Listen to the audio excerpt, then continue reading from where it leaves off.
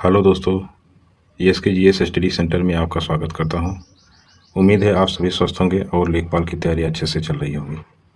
जैसा कि आप सभी को पता है कि हम लोग उत्तर प्रदेश लेखपाल 2022 के ग्रामीण प्रवेश के टॉप 500 प्रश्नों का सीरीज कर रहे थे।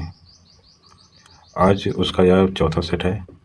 इसमें 25 प्रश्न हैं जो यूपी लेखपाल के लिए वेरी वेरी इंपॉर्टेंट है।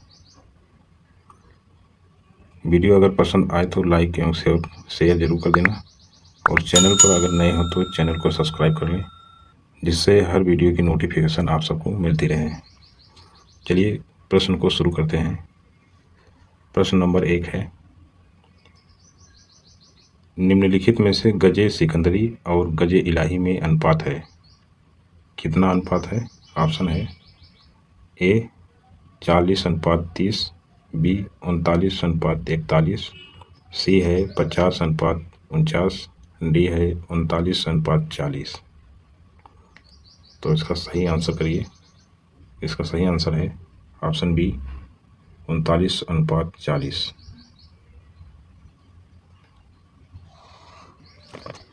सिकंदर लोदी ने गजे सिकंदरी चलाया जो 30 इंच का था। 1588 में अकबर के शासनकाल में चलाया गया जो गजे सिकंदरी था, जो 33 इंच का था। 33 इंच का था। यही 41 अंगुल का भी था। 41 अंगुल। अगला क्वेश्चन देखते हैं। प्रश्न 2, भूमि का उपयोग करने के एवज में किसानों से वसूल किया जाने वाला टैक्स कौन सा है? ऑप्शन है ए उपकर, बी आयकर, सी विक्रय कर, डी लगान। तो इसका सही आंसर है ऑप्शन डी लगान। भूमि का उपयोग करने के एवज में किसानों से लगान लिया जाता था। विक्रय कर जो है राज्य सरकार द्वारा लगाया जाता है और आयकर केंद्र सरकार द्वारा लगाया जाता है। अगला क्वेश्चन है प्रश्न संख्या 3, कौन सी उपभाषा राज्य के पश्चिमी भागों रोहिलखंड और ऊपरी दोआब में बोली जाती है? ऑप्शन है ए खड़ी बोली, बी भोजपुरी, सी अवधी और डी है ब्रजभाषा। तो इसका सही आंसर है ऑप्शन बी ए खड़ी बोली। यूपी के रोहिलखंड पश्चिमी भागों में स्थित है, जिसमें बरेली, फर्रुखाबाद, रामपुर आदि रोहिलखंड में आता है।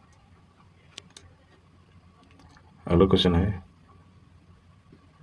क्वेश्चन नंबर 4, एक व्यक्ति के लिए पंचायत का सदस्य बनने की न्यूनतम आयु सीमा है।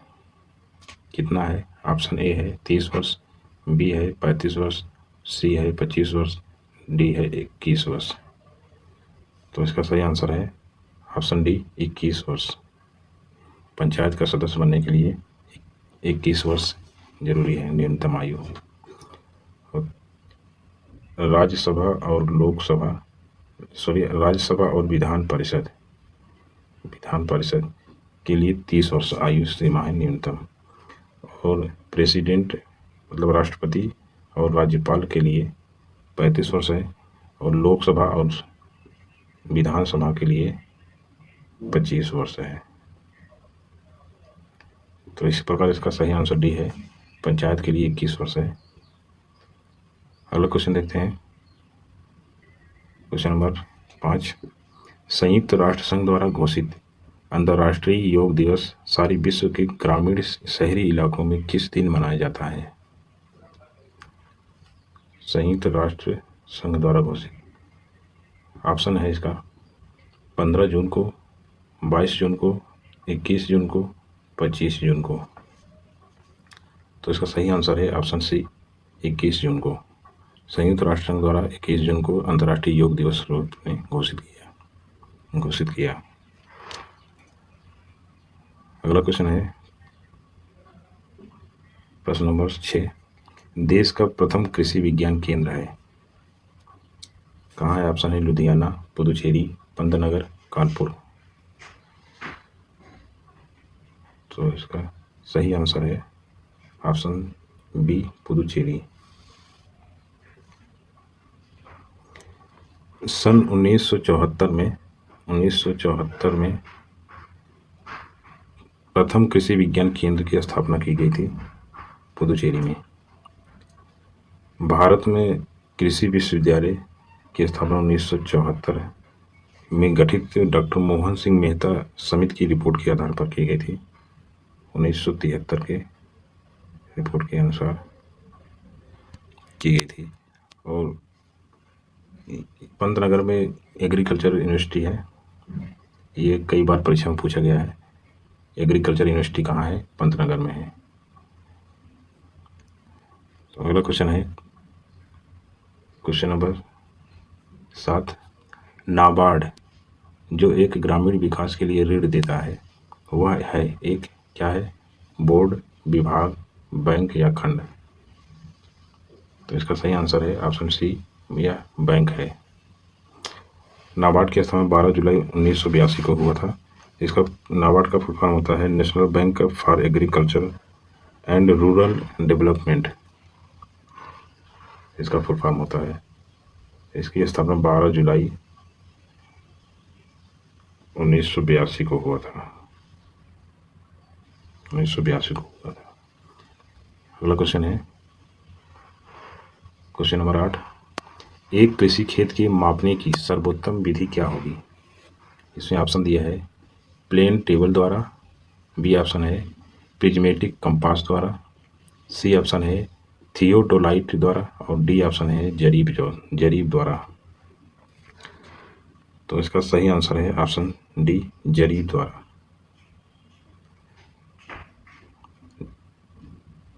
एक जरीब बराबर 55 गज होता है। एक जरीब बराबर 55 गज होता है और 55 वर्ग गज बराबर जो होता है 1 बीघा होता है। तो अगला क्वेश्चन देखते हैं क्वेश्चन नंबर 9। जमाबंदी तैयार की जाती है। ऑप्शन है 2 प्रतियों में, बी ऑप्शन है 8 प्रतियों में, सी ऑप्शन है 6 प्रतियों में और डी ऑप्शन है 4 प्रतियों में। तो इसका सही आंसर है ऑप्शन ए, 2 प्रतियों में। एक जो होती है ये केंद्र सरकार के पास जाती है और दूसरा जो होता है पटवारी के पास होती है।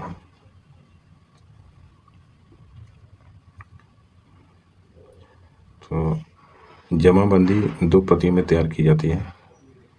यह अभिलेख के अधिकार से संबंधित होता है।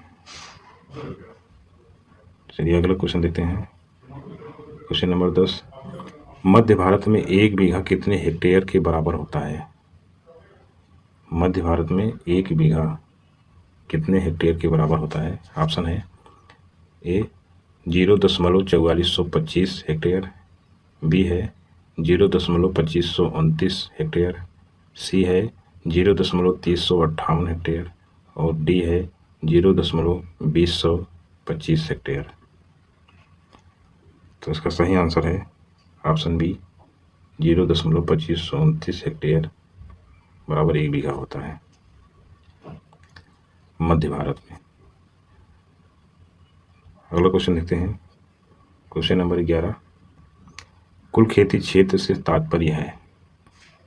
ऑप्शन है वर्ष में सकल खेती करने योग्य क्षेत्र, बी ऑप्शन है वर्ष में शुद्ध खेती किया गया क्षेत्र प्लस वह क्षेत्र जिसमें एक बार से अधिक खेती की गई हो। तो तीसरा ऑप्शन है वर्ष में शुद्ध खेती किया गया क्षेत्र और डी ऑप्शन है उपयुक्त में से कोई नहीं। तो इसका सही आंसर है ऑप्शन बी, वर्ष में शुद्ध खेती किया गया क्षेत्र प्लस वह क्षेत्र जिसमें एक बार से अधिक खेती की गई हो। अगला क्वेश्चन देखते हैं क्वेश्चन नंबर 12। परिक्षेत्रीय मृदा को और क्या कहते हैं? परिक्षेत्रीय मृदा को और क्या कहते हैं? ऑप्शन है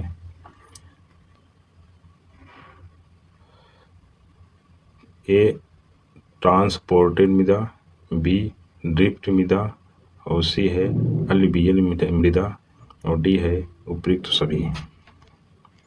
तो इसका सही आंसर है ऑप्शन डी, उपयुक्त सभी।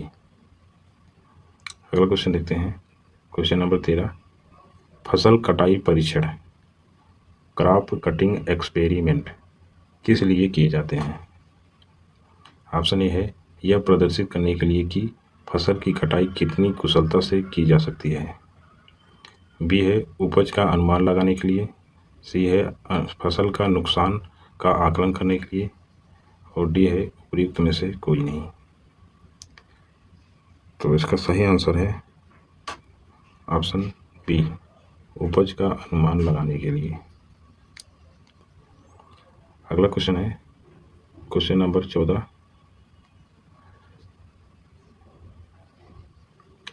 सिराजी और बसरा किसकी उत्तम प्रजातियां हैं? ऑप्शन ए ऊंट, कछुआ, कबूतर, घोड़ा। सिराजी और बसरा कबूतर की उत्तम प्रजातियां हैं, कबूतर की। ऑप्शन सी सही है इसका। अगला क्वेश्चन है क्वेश्चन नंबर 15। गुंटी का प्रयोग आमतौर पर किसके संवर्धन के लिए किया जाता है? गुंटी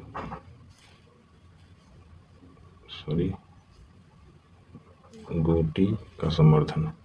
इसमें ऑप्शन है आम, लीची, पपीता, अनानास। तो इसका सही आंसर है ऑप्शन बी, लीची। गुटी का प्रयोग लीची के लिए किया जाता है। गुटी द्वारा पौधों को तैयार करने में शांकुर शाखा काटकर जड़ युक्त गुटी को निकाल दिया जाता है, जिससे पौधों का विकास होता है। अगला क्वेश्चन है क्वेश्चन नंबर 16। पकते ही हरा टमाटर लाल क्यों हो जाता है? पकते ही हरा टमाटर लाल क्यों हो जाता है? ऑप्शन है पकते समय तापमान में परिवर्तन के कारण। बी है क्लोरोप्लास्ट के क्रोमोप्लास्ट में बदलने के कारण। सी है पानी के अनुपातिक परिवर्तन के कारण। और डी ऑप्शन है उपयुक्त में से कोई नहीं। तो इसका सही आंसर है ऑप्शन बी, क्लोरोप्लास्ट के क्रोमोप्लास्ट में बदलने के कारण टमाटर का हरा रंग से लाल हो जाता है। हरे टमाटर में हरित लवक पाया जाता है, जबकि पके हुए टमाटर में वर्णीय लवक पाया जाता है। इसलिए टमाटर पकते समय लाल होने के कारण, टमाटर के लाल होने का कारण हरित लवक का वर्णीय लवक में बदल जाना है।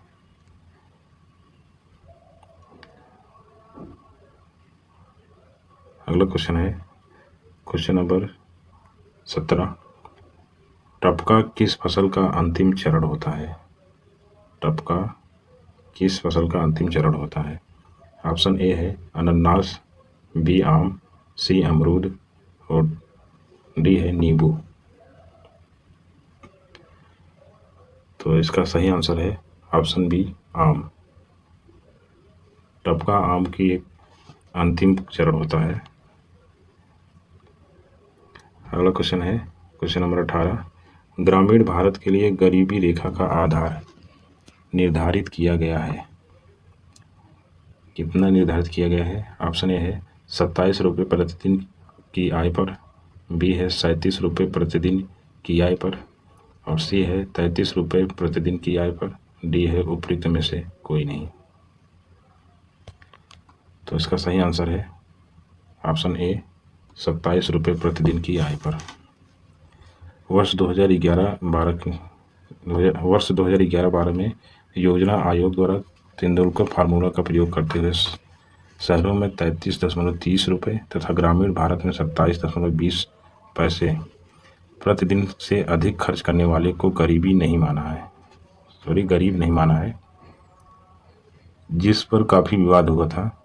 बाद में 2014 में रंगराजन कमेटी के सुझाव पर शहरी क्षेत्र में प्रतिदिन 47 रुपये से कम खर्च करने वाले और ग्रामीण क्षेत्र में 32 रुपये से कम खर्च करने वाले को गरीबी की श्रेणी में रखा गया।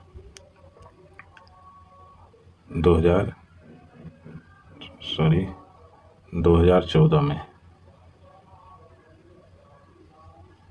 रंगराजन समिति गठित की गई थी। Rangarajan sorry,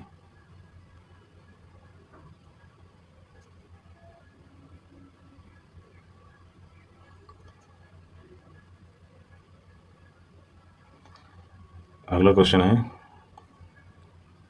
question number 19।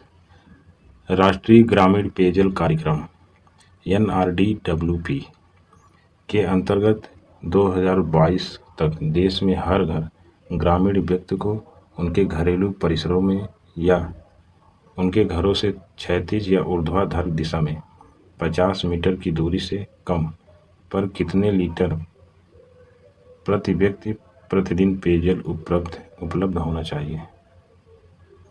इसमें ऑप्शन है 60, 80, 100, 70। तो इसका सही आंसर है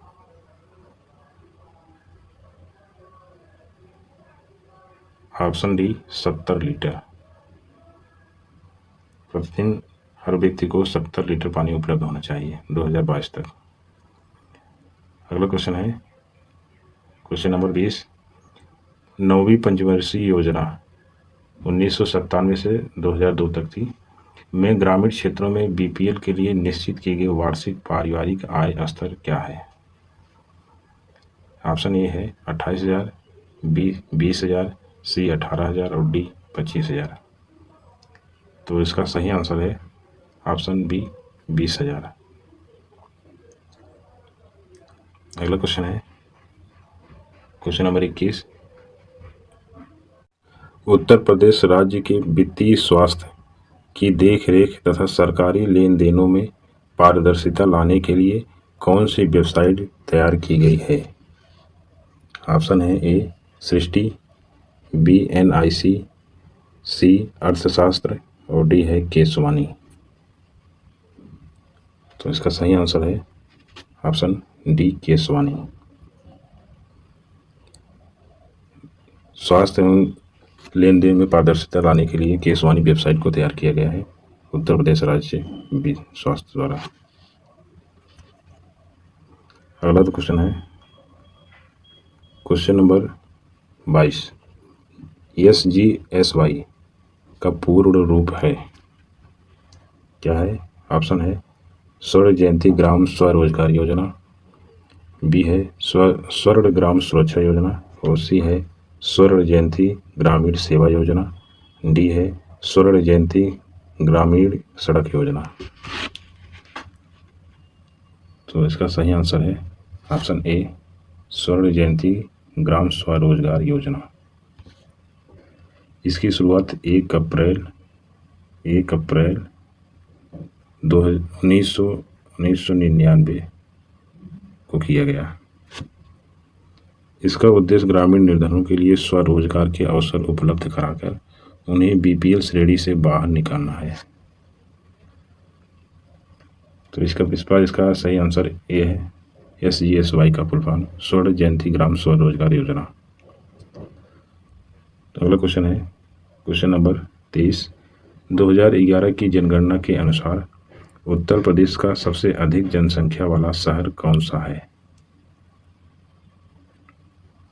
तो option A Aligarh, B Lucknow, C Kanpur और डी बरेली। तो इसका सही आंसर है ऑप्शन बी लखनऊ।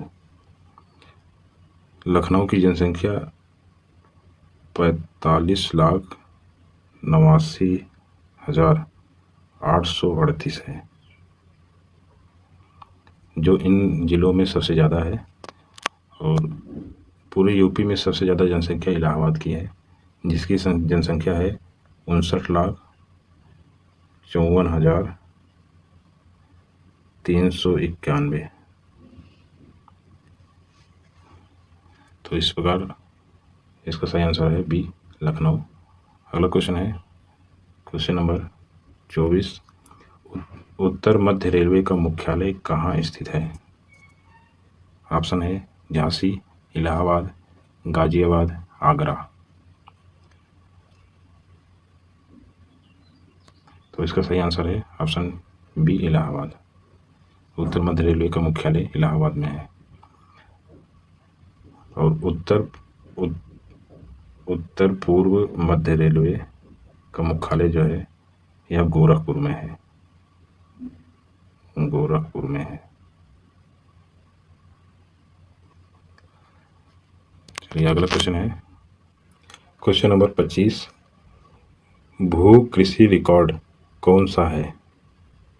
ऑप्शन है गिरदावरी, बी ऑप्शन है पंचनामा, सी है जमाबंदी और डी है खतौनी।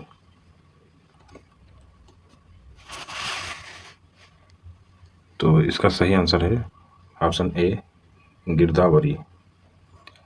भू कृषि का रिकॉर्ड गिरदावरी कहलाता है। यह एक प्रकार का फसल सर्वे है जो साल में 2 बार होता है। पंचनामा आप लोग जानते हैं।